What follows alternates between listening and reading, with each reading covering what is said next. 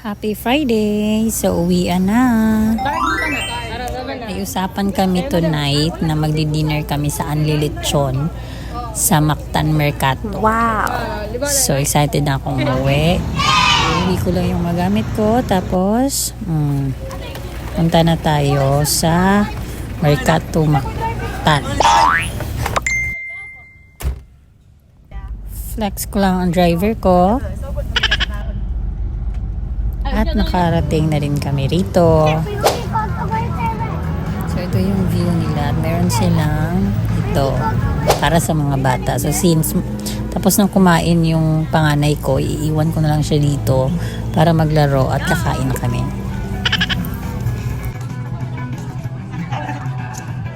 Sa mga tanay, mga braces ba yan? Vlogger doon. Ahon.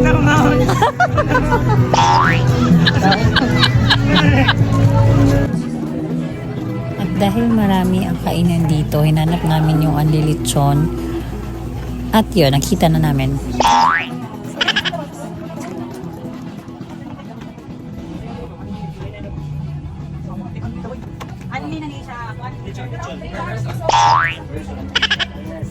So yun, dito ang 299 mo ay Anli Lechon, tsaka Anli Dinuguan.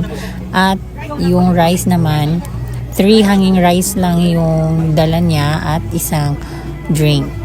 So yun, hindi Anli yung rice.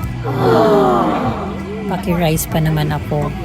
So bagay ito sa mga tao na malakas kumain ng ulam kahit walang rice. Wow! Kasi may mga tao talaga na katulad ko, hindi ko na-i-enjoy yung ulam pag walang kanin. Opo.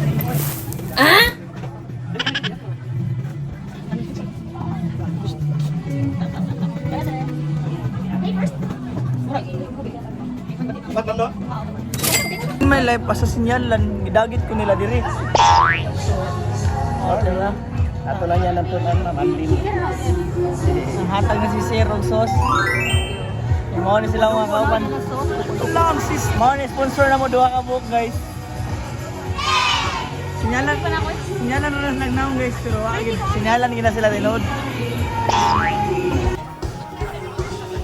Kain po tayo. Yummy!